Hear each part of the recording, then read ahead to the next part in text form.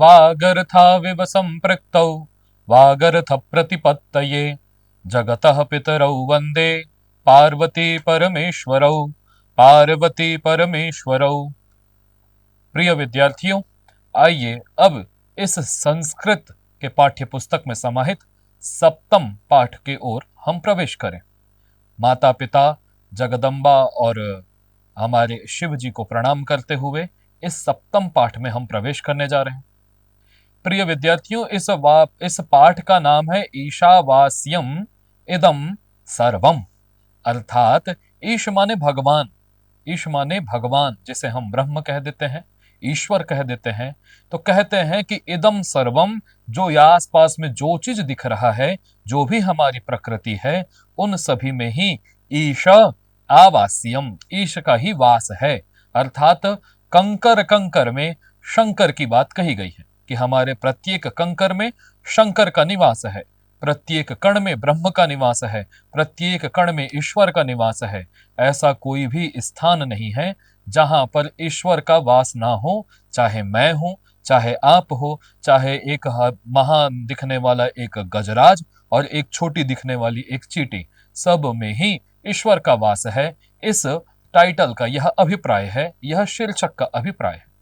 आइए इस पाठ के माध्यम से हम यही जानेंगे कि किस प्रकार पूरे के पूरे जगत में ईश्वर का ही वास है। वो खंभे में भी है, वो आकाश में भी है, वो धरती में भी है, वो वायु में भी है, वो जल में भी है, वह चराचर समस्त जगत में व्याप्त है। इस कथा के माध्यम से हम यही जानने का प्रयास करेंगे।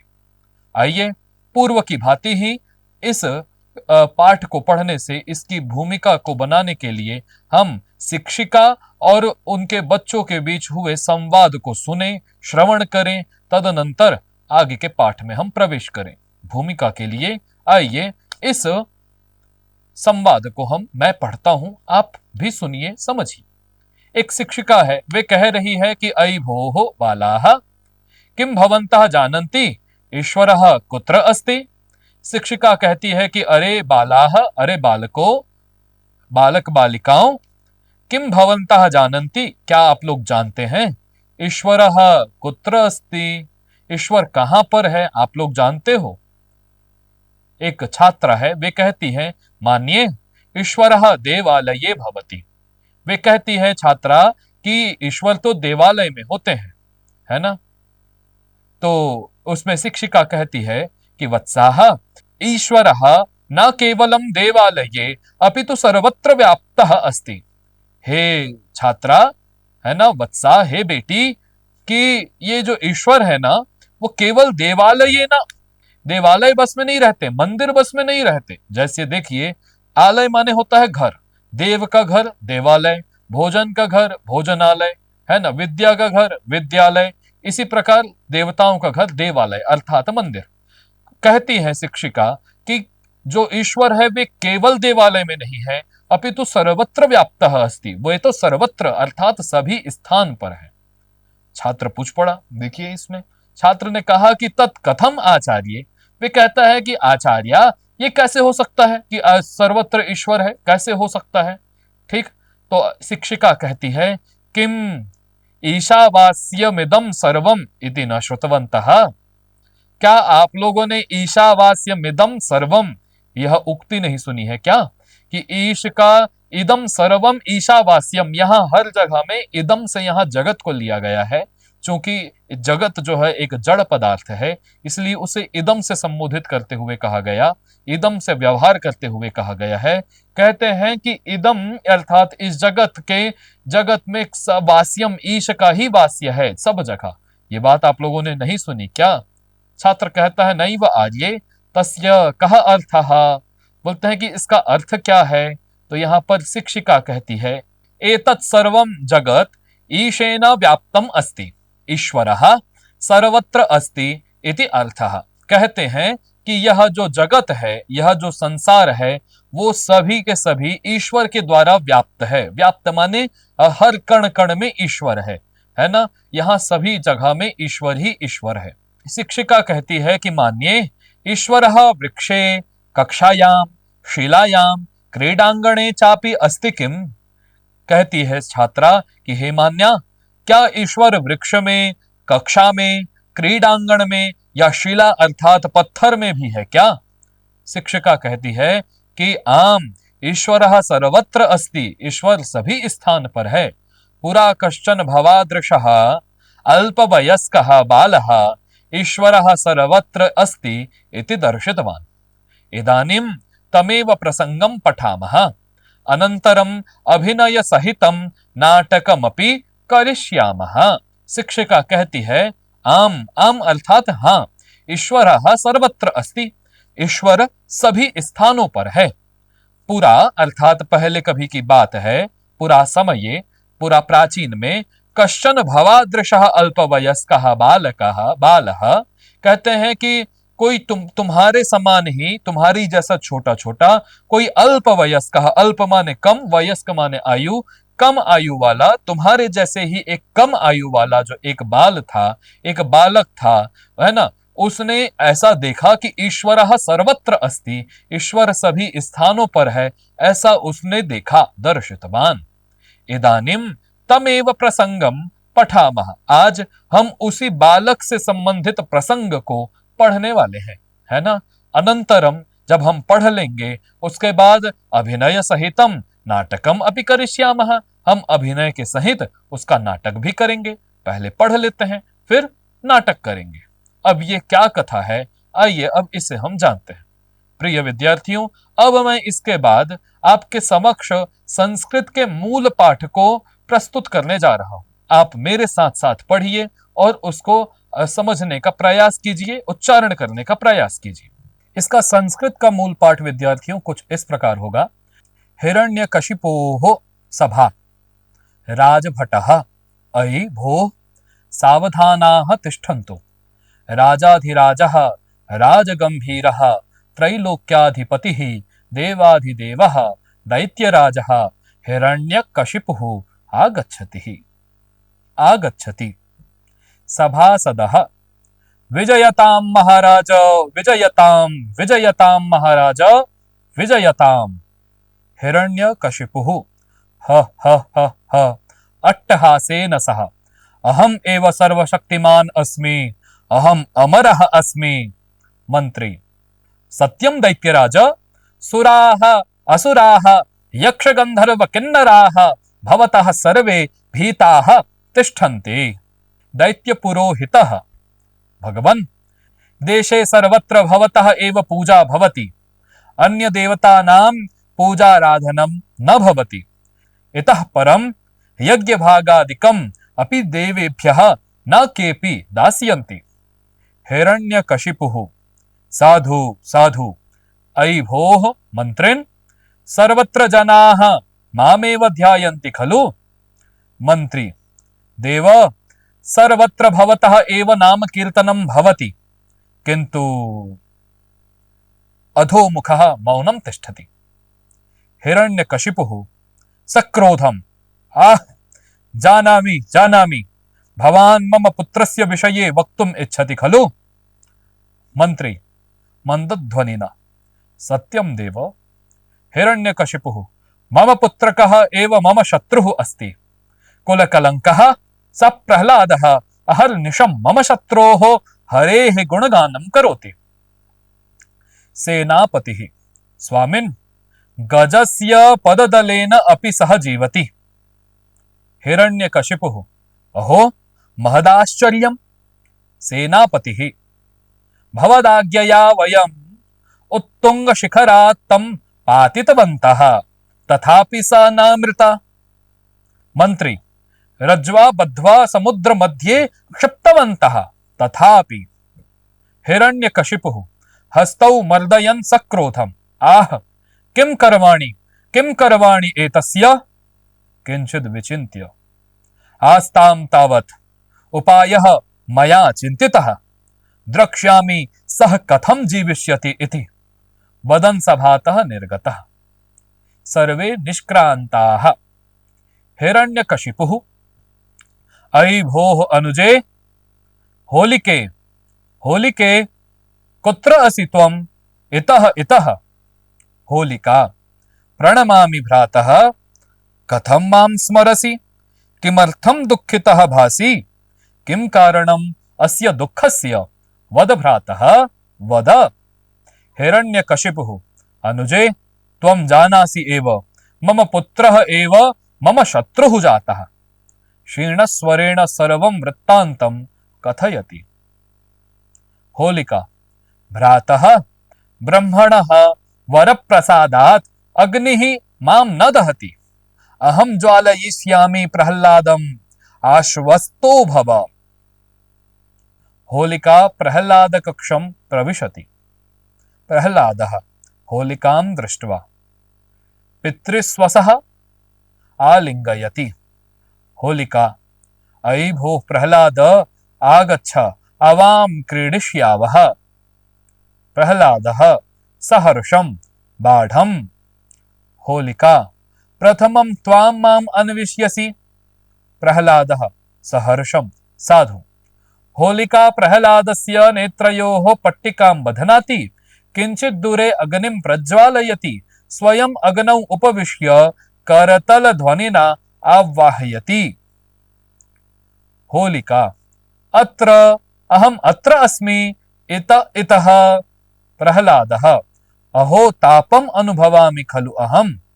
प्रह्लादः अग्निकुण्डस्य समीपं गच्छति। होलिका तम् अंके स्वीकरोति। होलिका ह ह ह प्रह्लाद अहं तव मृत्यु अस्मि, अहं त्वाम् अग्नये दास्यामि। प्रह्लादः करौ बद्ध्वा हरिं स्मरति। ओं नमो नारायणाय, ओं नमो नारायणाय, ओं नमो नारायणाय। नारायणस्य कृपया प्रह्लादः रक्षितः भवति। ब्रह्मणः वरस्य दुरुपयोगकारणात् अग्निः होलिकाम् एव ज्वालयति। होलिका अग्निदाहात् अन्तर्नादं कुर्वती प्राणान् त्यजति। दैत्याः अहो किमेतत्, होलिका एव दग्धा। ततः प्रविशति प्रह्लादः हिरण्यकशिपुः च। प्रह्लादः ओं नमो नारायणाय, ओं नमो नारायणाय। हिरण्यकशिपुः सक्रोधं दन्तान् विघट्टयन् आह नारायण नारायण दर्शय, कुत्र अस्ति तव नारायणः। प्रह्लादः तात श्रीहरिः तु सर्वत्र अस्ति। हिरण्यकशिपुः किं ते हरि अत्र अस्ति, तत्र अस्ति, सोपानेषु अस्ति, अथवा अस्मिन् स्तंभे अस्ति। प्रह्लादः नूनं हरिः सर्वत्र अस्ति, अस्मिन् स्तंभे अपि अस्ति। हिरण्यकशिपुः आह मूढ, पश्य पश्य, अनेन खड्गेन स्तंभं भङ्क्ष्यामि। प्रह्लादः ओं नमो नारायणाय, ओं नमो नारायणाय, ओं नमो नारायणाय। हिरण्यकशिपुः स्तंभं प्रहरति। महता गर्जनेन नृसिंहः स्तंभात् बहिः आगच्छति। नृसिंहः क्रोधेन सिंहगर्जनं कुर्वन् रे पापात्मन्, अद्य तव मृत्युः सन्निहितः, कालोऽहं तव। हिरण्यकशिपुः आदौ आश्चर्येण पश्यति, पुनः कथयति आह असत्यवादिन्, अहं ब्रह्मदेवात् वरं प्राप्य अमरः अस्मि, त्वाम् एव मृत्युलोकं प्रेषयिष्यामि। तस्मिन् सन्ध्याकाले नृसिंहः हिरण्यकशिपुं केशेषु गृहीत्वा कर्षति। नृसिंहः रे मूर्ख अधम, त्वं ब्रह्मदेवात् वरं प्राप्तवान् असि, तं वरम् अनुलङ्घ्य अहं त्वां मारयिष्यामि। राजभवनस्य अन्तः बहिः च एतयोः मध्ये विद्यमानायां देहल्यां तं गृह्णाति। मूढ पश्य, न त्वमसि भुवि न च स्वर्गे, न वा पाताले न च आकाशे, न गृहाभ्यन्तरे बहिर्भागे वा, नायं दिवसो न वा रात्रिः, नाहं मनुष्यः न च पशुः, न अस्त्रेण न च शस्त्रेण निज नखैः तव वक्षस्थलं विदीर्य हनिष्यामि। हिरण्यकशिपुः भीतः प्रभो क्षमस्व मां क्षमस्व। नृसिंहः अधमः न तेऽपराधः क्षम्यः। सिंहगर्जनं कुर्वन् हिरण्यकशिपोः वक्षस्थलं भिनत्ति। अध्यापिका एवं बालः प्रह्लादः ईश्वरः सर्वत्र अस्ति इति दर्शितवान्, अतएव उच्यते ईशावास्यम् इदं सर्वम् इति।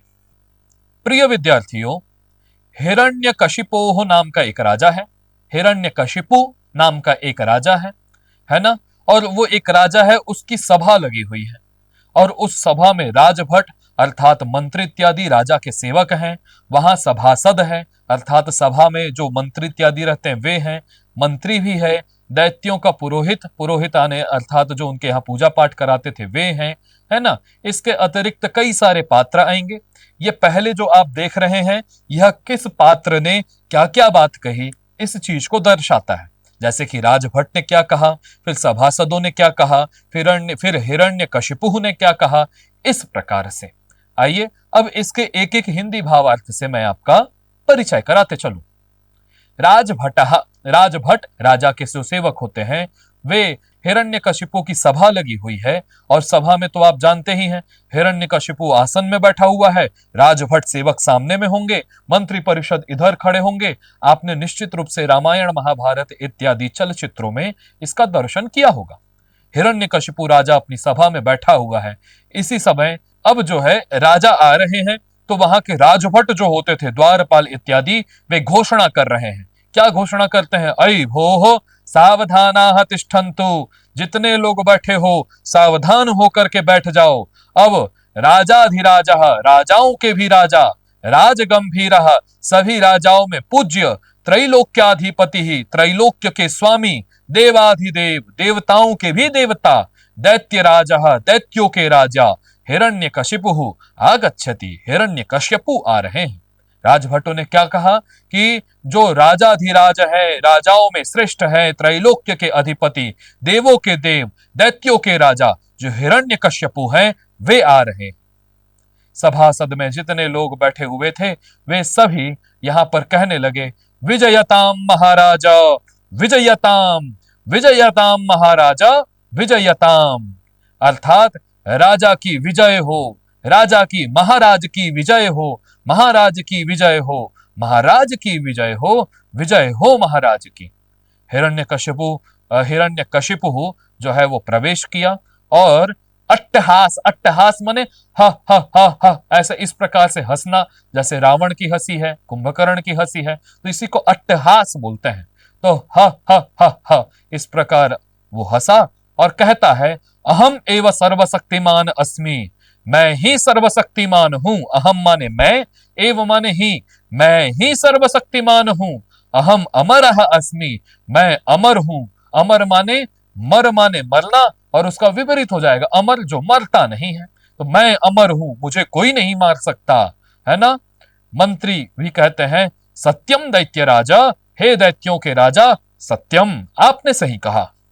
सुराः असुराः यक्ष गंधर्व किन्नराः भवतः सर्वे भीताः तिष्ठन्ति। कहते हैं कि सुर, सुर अर्थात देवता, चाहे देवता हो, चाहे असुराः, चाहे दैत्य हो, चाहे यक्ष हो, चाहे गंधर्व हो, चाहे किन्नर हो, ये सभी जो है विद्यार्थियों एक विशेष प्रकार के एक देवता हुआ करते थे, जो मनुष्य भी है देवता भी है, जो यक्ष गंधर्व किन्नर इत्यादि।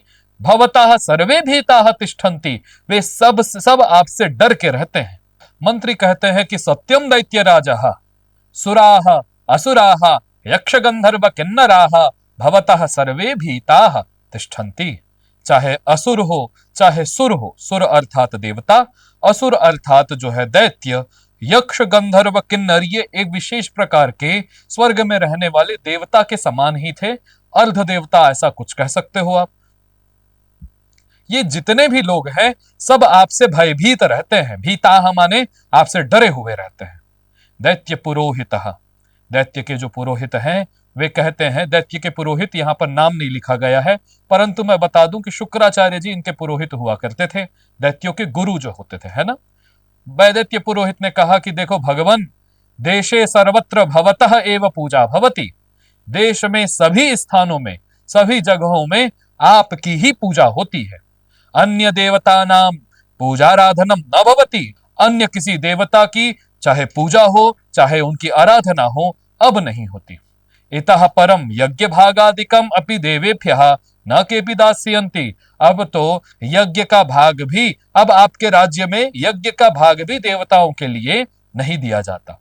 जिस प्रकार हम यज्ञ करते हैं ना, यज्ञ में अग्नये स्वाहा, इंद्राय स्वाहा, गणेशाय स्वाहा, तो हम क्या कर रहे हैं, हवि के माध्यम से हम इंद्र के लिए आहुति दे रहे हैं, इंद्र का एक भाग दे रहे हैं, अग्नि का एक भाग दे रहे हैं।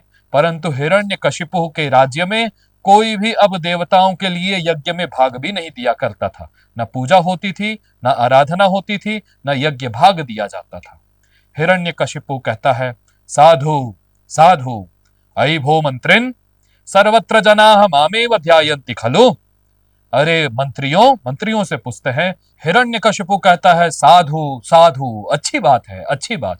अयि भो मंत्रिन, अरे मंत्रियों, सर्वत्र जनाः मामेव ध्यायन्ति खलु, अब सभी स्थानों में जो लोग हैं, जितने भी जन हैं, मामेव ध्यायन्ति, वो मेरा ही ध्यान करते हैं ना।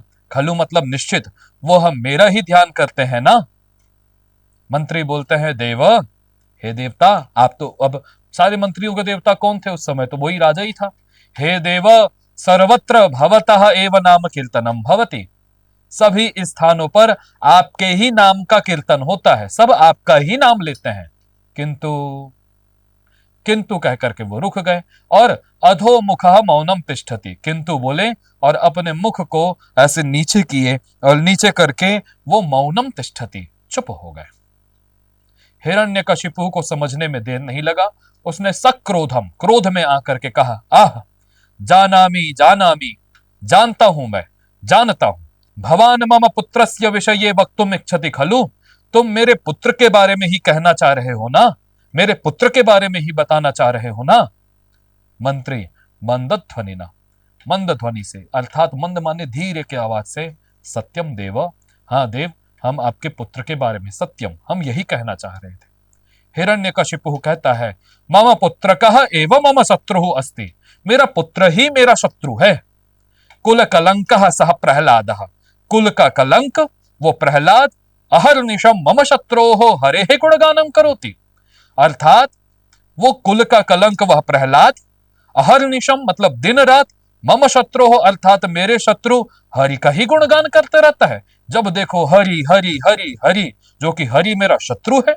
सेनापति ही, सेनापति कहता है, स्वामिन गजस्य पददलनेन अपि सह जीवति, हे स्वामी, वो गज के पैर से हमने उसे रौंदने का प्रयास किया, उसके बाद भी वह जीवित है ना। गज माने हाथी, हाथी के पैर से उसे कुचलने का प्रयास किया गया, उसके बाद भी वो जी गया। हिरण्यकशिपु कहता है, अहो महदाश्चर्यम, ये तो बड़े आश्चर्य की बात है, उसके बाद भी जी रहा है।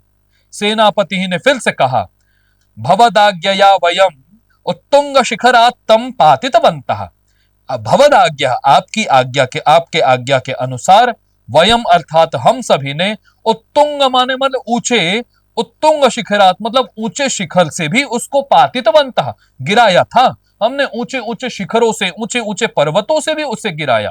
तथापि सा नामृता, इसके बाद भी वह नामृतः, मरा नहीं। मंत्री कहता है सेनापति के बाद, रज्वा बद्ध्वा समुद्र मध्य क्षिप्तवन्तः, हमने उसे रस्सी से बांध करके, है ना, रज्वा माने रस्सी और बद्ध्वा माने बांध करके, रज्जू से उसे बांध करके, रस्सी से उसे बांध करके, समुद्र मध्य क्षिप्तवन्तः, समुद्र के बीच में उसे फेंक दिया था। तथापि से आप समझ जाइए, तथापि वह जी रहा है, तथापि सा न मृता, है ना। हिरण्यकशिपु, है ना, हिरण्यकशिपु की स्थिति बता रहे हैं, हस्तौ मर्दयन सक्रोध, हाथ को मर्दन करता हुआ, इस प्रकार से करता हुआ और क्रोध में आकर के बोलता है, आह किम करवाणी एतस्य, क्या किया जाए, क्या किया जाए, मैं क्या करूं, इसका क्या करूं। किंचिद विचिंत्य, कुछ चिंतन किया, उसके बाद आस्ताम तावत, उसके बाद बैठ गया और बोलता है उपायः माम चिंतितः, मेरे द्वारा उपाय अब खोज लिया गया है। द्रक्ष्यामि सह कथम जीविष्यति, देखता हूं, द्रक्ष्यामि दृश धातु है, लृट लकार है और ये प्रथम पुरुष एक वचन का है। द्रक्ष्यामि देखूंगा, सह कथम जीविष्यसि, वो कैसे जीता है इसको मैं देखता हूं। वो वदन सभातः निर्गतः, वदन माने कहते हुए, वो कैसे जिएगा अब देखूंगा मैं भी, ऐसा कहते हुए सभा से निर्गतः, सभा से चला जाता है। सर्वे निष्क्रांता, जब राजा चले गए तो उसके बाद जितने भी सभासद मंत्री इत्यादि थे वे भी सब चले गए। हिरण्यकशिपु, हिरण्यकशिपु कहता है, वहां पर अपने महल में गया होगा, वहां जाकर के कहता है वे कि अयि भो अनुजे होलिके, होलिके कुत्र असि त्वम, इतः इतः इत इतः। वहां पर गया और बोलते हैं हे अनुजा, अनुज माने छोटा भाई, अनुजा माने छोटी बहन, है ना। यहां पर अनुजा शब्द का संबोधन में अनुजे बना हुआ है, जैसे सीता का सीते, रमा का रमे, अनुजा का अनुजे, होलिका का होलिके बना हुआ है। हे मेरी छोटी बहन होलिका, होलिका कुत्र असि त्वम, कहां हो तुम, इतः इतः, यहां आओ मेरे पास आओ। होलिका आती है और होलिका कहती है प्रणमामि भ्रातः, हे भ्राता, हे भाई, प्रणमामि, अहम प्रणमामि, मैं आपको प्रणाम करती हूं। कथम माम स्मरसी, कैसे आप मेरा स्मरण, कैसे तुम मेरा स्मरण कर रहे हो, है ना। किमर्थम दुखम भासी, आप इतने दुख में क्यों दिख रहे हो। किम कारणम अस्य दुखस्य, इस दुख का कारण क्या है। वद भ्राता, वद, मुझसे कहो भाई, कहो। हिरण्यकशिपु कहता है अनुजे, हे छोटी बहन, त्वम जानासि एव मम पुत्रः एव मम शत्रुः जातः, अर्थात हे छोटी बहन, तुम तो जानती ही हो मेरा पुत्र ही मेरा शत्रु जातः, मेरा शत्रु हो गया है। क्षीणक स्वरेण सर्वम वृत्तांतम कथयति, क्षीण स्वर से अर्थात एक स्वर के द्वारा, एक आवाज में उसने जल्दी जल्दी क्षीणक स्वरेण, जल्दी जल्दी के स्वर में उसने सभी वृत्तांत को, जो भी हुआ है कि वो कैसे उत्पन्न हुआ, कैसे वो हरि का गुण करता है, हमने उसे यहां मारने का कोशिश किया नहीं मरा, यहां पर मारने की कोशिश की नहीं मरे, सांप से डसवाया लेकिन नहीं मरा, इस सारे वृत्तांत को हिरण्यकशिपु ने अपनी बहन को बताया। होलिका कहती है कि भ्रातः अलम चिंतया, अब चिंता करने की आवश्यकता नहीं है। ब्रह्मणः वर प्रसादात अग्निमाम न दहति, अर्थात ब्रह्मा जी के प्रसाद से, ब्रह्मा जी ने मुझे वर रूपी प्रसाद दिया था, उस प्रसाद का प्रभाव ऐसा है कि अग्नि माम न दहति, अग्नि मुझे जला नहीं सकती। अहम ज्वालयिष्यामि प्रहलादम, मैं आज प्रहलाद को अब जला के रहूंगी। अग्नि तो मुझे जला नहीं सकती, परंतु मैं प्रहलाद को जरूर जलाऊंगी। आश्वस्तो भव, तुम आश्वस्त रहो, विश्वस्त रहो, मुझ पर विश्वास करो। होलिका प्रहलाद कक्षम प्रविशति, इसके बाद होलिका जो है वो प्रहलाद के कक्ष में जाती है। प्रहलाद जब होलिका को देखता है, प्रहलाद कहता है होलिका दृष्टवा, होलिका को देख करके पितृस्व सहा, अरे बुआ, पिता की बहन, तो पितृस्व सहा, अरे बुआ, आलिंगति, गले लगा लेता है बुआ को। होलिका कहती है अयि भो प्रहलाद, अरे प्रहलाद, आगच्छ आवाम क्रीडिष्यावः, आओ आओ, आगच्छ आवाम मतलब हम दोनों, क्रीडिष्यावः आज हम दोनों खेलते हैं। प्रहलाद बोलता है कि सहर्षम, बड़ा बड़ा हर्ष में आ गया, बड़ा खुश हो गया और कहता है बाढ़, निश्चित रूप से आप बोले हो खेलते ही हैं। होलिका कहती है प्रथमम त्वम माम अन्विष्यसि, पहले तुम मुझे खोजोगे, ठीक है, पहले तुम मुझे खेल खोजोगे। प्रहलाद हसा हर्षम, वो खुश हो गया और साधु, अच्छा ठीक है बोला। होलिका प्रहलादस्य नेत्रयोः पट्टिकां बध्नाति किंचित दूरे अग्निम प्रज्वालयति, इसके बाद होलिका क्या करती है, होलिका जो प्रहलाद के दोनों नेत्रों में पट्टिका को बांधती है और किंचित दूरे, कुछ दूर में वो अग्निम प्रज्वालयति, अग्नि जलाती है, आग को जला लेती है। स्वयं अग्नौ उपविश्य, स्वयं अग्नि में बैठ जाती है और करतल ध्वनिना आह्वायति, और करतल अर्थात ताली बजा करके आवाहयति प्रहलाद को बुलाती है। अब प्रहलाद के आंखों में तो पट्टी बंधी हुई है, अब जहां पर ध्वनि आ रही है करतल की, जहां हाथों की क्लैप्स हो रहा है, उसी की ओर उसे सुन करके प्रहलाद बढ़ता है। होलिका कहती है अत्र अहम, मैं यहां हूं, अत्र अस्मि, मैं यहां पर हूं, इत इतः, यहां आ जाओ, यहां आ जाओ। प्रहलाद जब जाने का उस ध्वनि को सुन करके जब पास पहुंचता है तो उसको यह महसूस होता है कि अहो तापम अनुभवामि, अरे मैं तो गर्म का अनुभव कर रहा हूं। प्रहलाद अग्निकुंडस्य समीपम गच्छति, प्रहलाद अग्निकुंड के समीप चला जाता है। होलिका तम अंके स्वीकरोति, और होलिका उसे अपने अंक अर्थात गोद में ले लेती है, स्वीकृत कर लेती है ना।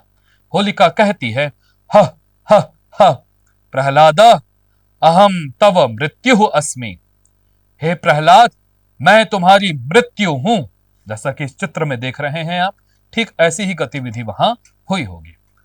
अहम त्वाम अग्नये दास्यामि, मैं तुम्हें आज अग्नि को दे दूंगी, अर्थात अग्नि में जला डालूंगी। प्रहलाद, अब जब प्रहलाद ऐसा होता है, आप देखिए, अब इस चित्र में भी आप ध्यान से देखिएगा, इस चित्र में प्रहलाद के आंखों में पट्टी बंधी हुई है, पीछे होलिका है और अग्नि में लेकर के वो बैठी हुई है, और यहाँ प्रहलाद अपने हाथों को जोड़ करके केवल भगवान का स्मरण करता है। करौ बद्ध्वा, अपने दोनों हाथ को बांधा, हरिम स्मरति, हरि का स्मरण करता है और कहता है ओम नमो नारायणाय, ओम नमो नारायणाय, ओम नमो नारायणाय।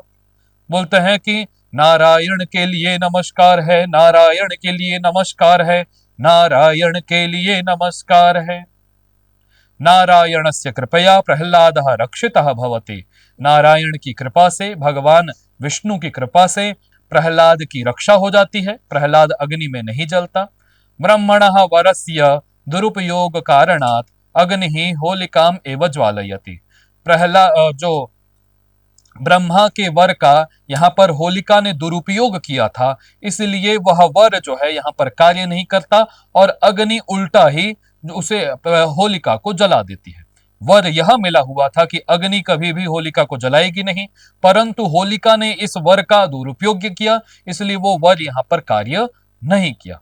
यदि यहीं पर आप सोचिए, अगर इसका सही उपयोग करती होलिका, यदि किसी के घर में आग लगी हुई है और वो वहां पर कुछ लोग जो है जल रहे हैं, यदि उसको बचाने जाती तो ये सदुपयोग था, वहां अग्नि नहीं जलाता होलिका को, परंतु यहाँ तो किसी एक बच्चे को जलाने का ये दुरुपयोग कर रही है, इसलिए उसकी शक्ति यहाँ पर कार्य नहीं की, वह वर कार्य यहाँ पर नहीं किया।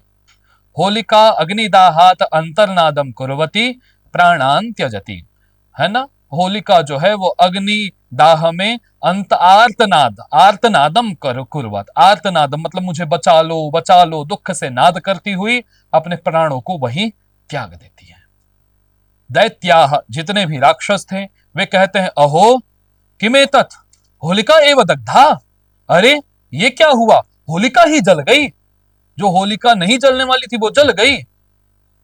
ततः प्रविशति प्रहलाद हिरण्यकशिपुः च, इसके बाद इस जो नाटक है इसमें प्रहलाद और हिरण्यकशिपु का प्रवेश होता है। प्रहलाद मंत्र जप रहा है नारायण का, बोलता है ओम नमो नारायणाय, ओम नमो नारायणाय।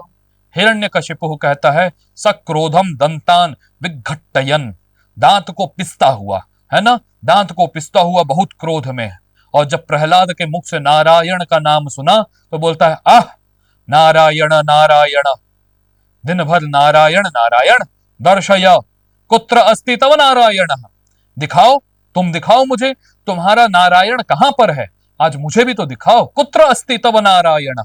प्रहलाद बोलता है तात श्री हरि ही तू सर्वत्र अस्ति, हे तात, हे पिता, जो हमारे हरि जो है वो तो सभी स्थानों पर है, कहां नहीं है। आपका प्रश्न ही गलत है, तेरा हरि कहां है ये प्रश्न नहीं होना चाहिए, तेरा हरि कहां नहीं है ये प्रश्न होना चाहिए था। हिरण्यकशिपु कहता है किम ते हरि अत्र अस्ति, क्या तेरा हरि यहां पर भी है, क्या तेरा भगवान यहां पर भी है। तो हिरण्यकशिपु कहता है किम ते हरि अत्र अस्ति, क्या तेरा हरि यहां पर भी है। क्या तेरा हरि यहां पर भी है क्या? तत्र अस्ति, वहां पर है। सोपानेषु अस्ति, उन सीढ़ियों में है। अथवा अस्मिन स्तंभे अस्ति, क्या स्तंभ में, इस खंभे में है? बता, तेरा हरि है कहां? वहां, यहां, उन सीढ़ियों में कि इन स्तंभ में? कहां है तेरा हरि? प्रहलाद कहता है यहां पर विद्यार्थियों, नूनम हरि ही सर्वत्र अस्ति। निश्चित रूप से, नूनम माने निश्चित रूप से, हरि ही सर्वत्र अस्ति, हरि सभी स्थानों पर है। अस्मिन स्तंभे अपि अस्ति, इस खंभे में भी है। हिरण्यकशिपुः जो है, हिरण्यकशिपुः जो है, आह मूढ़ा, हे मूर्ख, पश्य पश्य, देखो देखो, अनेन खड्गेन स्तंभम भंक्ष्यामि, अभी अभी मैं अपने खड्ग से, अपने तलवार से इस जो स्तंभ को अभी भंक्ष्यामि, मैं अभी नष्ट कर देता हूं। प्रहलाद मंत्र जप रहा है, ओम नमो नारायणाय, ओम नमो नारायणाय, ओम नमो नारायणाय। इतने समय में क्या होता है विद्यार्थियों? हिरण्यकशिपुः स्तंभम प्रहरति, हिरण्यकशिपु जो है वो स्तंभ में प्रहार करता है। महता गर्जनेन नृसिंहः स्तंभात बहिः आगच्छति, बहुत गर्जना करते हुए नरसिंह भगवान, नृसिंह भगवान, नरसिंह नाम से ही पता चल रहा है, जो आधे नर है और आधे सिंह है, शेर है, ऐसे भगवान उस स्तंभ से प्रकट हो जाते हैं।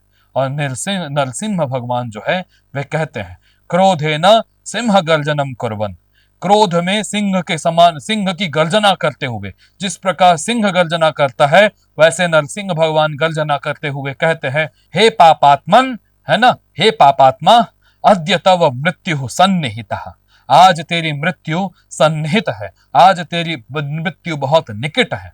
कालो हम तव, मैं तुम्हारा काल हूं, मैं तुम्हारा यमराज हूं, मैं तुम्हारी मृत्यु हूं। हिरण्यकशिपुः कहता है, आदौ आश्चर्येण पश्यति पुनः कथयति, पहले तो सबसे पहले हिरण्यकशिपु जो है वो पहले आश्चर्य से देखता है, उसके बाद कहता है, आह असत्यवादिन, अहम ब्रह्मदेवात वरम प्राप्य अमरः अस्मि, हे असत्य बोलने वाला नरसिंह, है ना, मैं ब्रह्मदेव से एक वर प्राप्त करके अमर हो चुका हूं।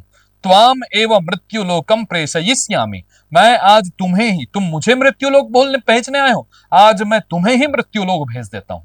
यहाँ वर क्या मिला था विद्यार्थियों? एक समय जो इस कथा में नहीं आएगी, इस कथा में वो प्रसंग नहीं आया है, उसको मैं यहां पर थोड़ा सा ऐड कर दूं पाठ में।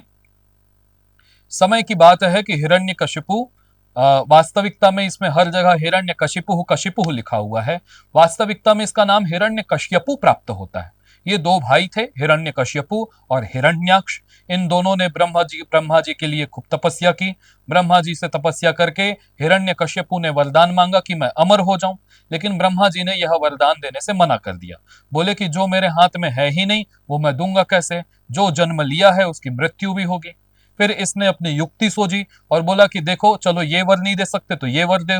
बोले कि देखो कि मैं ना दिन में मरूं ना रात में मरूं, ना अस्त्र से मरूं ना शस्त्र से मरूं, ना पशु से मरूं ना पक्षी से मरूं, ना आदमी से मरूं ना पशुओं से मरूं, ना बाहर मरूं या अंदर मरूं, ना ही मैं दिन में मरूं ना रात में मरूं, ना मैं किसी चीज से भी मेरी मृत्यु ना हो, ऐसा उन्होंने वर मांगा। अब बोलते हैं यहीं पर हिरण्यकशिपु जो है याद दिलाते हुए कहते कि ए असत्य बोलने वाले नरसिंह, अहम ब्रह्मदेवात, मैं ब्रह्मदेव से वर प्राप्त करके अमर हो चुका हूं, आज मैं तुम्हें ही मृत्यु लोक भेजूंगा। ठीक है। तस्मिन् संध्या काले नृसिंहः हिरण्यकशिपुं केशेषु गृहीत्वा कर्षति, उसी संध्या काल में जब वो आए, संध्या का समय हो रहा था, तो संध्या के समय में भगवान नरसिंह ने हिरण्यकशिपु को केशों से खींचा, बालों से खींच करके, वो कर्षति, केशों से खींचते हैं। नरसिंह जी बोलते हैं, भगवान बोलते हैं, रे मूर्ख, हे मूर्ख, अधम, हे नीच व्यक्ति, तुम ब्रह्मदेवात वरम प्राप्तवान असि, तम वरम अनुलंघ्य अहम त्वाम मारयिष्यामि, तुमने भगवान ब्रह्मा से तुमने ये वरदान प्राप्त किया था ना, आज उस वर का उल्लंघन करके, अनुलंघ्य, मैं उसे पार करके आज मैं तुझे मारूंगा। अब इसके बाद राजभवन जो होता था, राजभवनस्य अंतः बहि च एतयोः मध्ये विद्यमानायां देहल्यां तम गृह्णाति, इसके बाद भगवान नरसिंह राजभवन के जो अंदर और बाहर के बीच में जो वो देहली होती है, देहली माने जिसको हम हिंदी में टेहरी, और इसको हम छत्तीसगढ़ी में डेहरी बोल देते हैं, चौखट इत्यादि। वहां पर भगवान उसे ले जाते हैं, अपनी गोद में उसे रख लेते हैं। देखो, और यहां पर भगवान कहते हैं कि मूढ़ा पश्य, तुमने कहा था ना कि ना ही तुम धरती में मरो ना ही स्वर्ग में मरो, तो देख तू मेरे आज गोद में है। ना ही ये धरती है, ना ही तू नीचे है, और ना ही ये स्वर्ग है, तू तो मेरे गोद में है ना। तुमने कहा था कि ना मैं पाताल में मरूं ना आकाश में, तो ना ही ये आकाश है ना ही ये पाताल है, ये अभी मेरा गोद है। तूने बोला था कि तू ना घर के अंदर मरे ना बाहर मरे, तो ना गृहाभ्यंतरे, ना ये घर का बाहर है, ना गृहिर भागे वा, ना ये घर का भाग है। तू तो डेहरी में बैठा हुआ है, ना अंदर ना बाहर, बीच में है। तुमने कहा था ना तुम दिन में मरो ना रात्रि में मरो, तो नायम दिवस, ये दिन भी नहीं है, ना नवा रात्रि, ये रात्रि भी नहीं है, ये तो संध्या का समय है, शाम का समय है। ना हम मनुष्य, ना ही मैं मनुष्य हूं, और ना हम पशु, ना ही मैं पशु हूं, क्योंकि पूरे तरीके से मैं मनुष्य भी नहीं हूं, क्योंकि मेरा जो सिर है वो सिंह का है, और मैं पूरी तरीके से पशु भी नहीं हूं, क्योंकि मेरा धड़ जो है वो मनुष्य का है। मैं तो दोनों, है ना। ना मैं अस्त्र से मारू, तुमने कहा था ना मैं अस्त्र से मरूं ना शस्त्र से मरूं, तो ना मैं तुझे अस्त्र से मारूंगा ना शस्त्र से मारूंगा, मैं तुझे अपने नाखूनों से मारूंगा। ये नाखून ना अस्त्र है ना शस्त्र है। मैं निज नखई ही तब वक्षस्थलम विदीर्य हनिष्यामि, आज मैं तुमको तुमने अपने निज नखई, अपने नाखूनों से ही अपने विदीर्य नष्ट करूंगा, तुम्हारे वक्षस्थल को, सीने को, और मैं तुम्हारा नाश करूंगा। हिरण्यकशिपुः भीतः, डर गया और बोलता, प्रभो क्षमस्व माम, क्षमस्व, मुझे क्षमा कर दीजिए, मुझे क्षमा कर दीजिए। नरसिंह बोलता है, अधमा ना ते अपराधः ना ते अपराधः क्षम्यः, तुम्हारा अपराध क्षमा करने योग्य नहीं है। सिंह गर्जनम कुर्वन् हिरण्यकशिपोः वक्षस्थलम भिन्नति, सिंह की गर्जना करते हुए भगवान नरसिंह अपने निज नखों से हिरण्यकशिपु के वक्षस्थल को भिन्नति माने अलग कर देते हैं, और वहीं पर जो है हिरण्यकशिपु अपनी मृत्यु को प्राप्त होता है। अध्यापिका कहती है, पहले जो अध्यापिका पढ़ा रही थी इस पाठ को, वे कहती है कि एवं बालः प्रहलादः ईश्वरः सर्वत्र अस्ति इति दर्शितवान, इस प्रकार से प्रहलाद ने देखा कि ईश्वर सभी स्थानों पर है ना।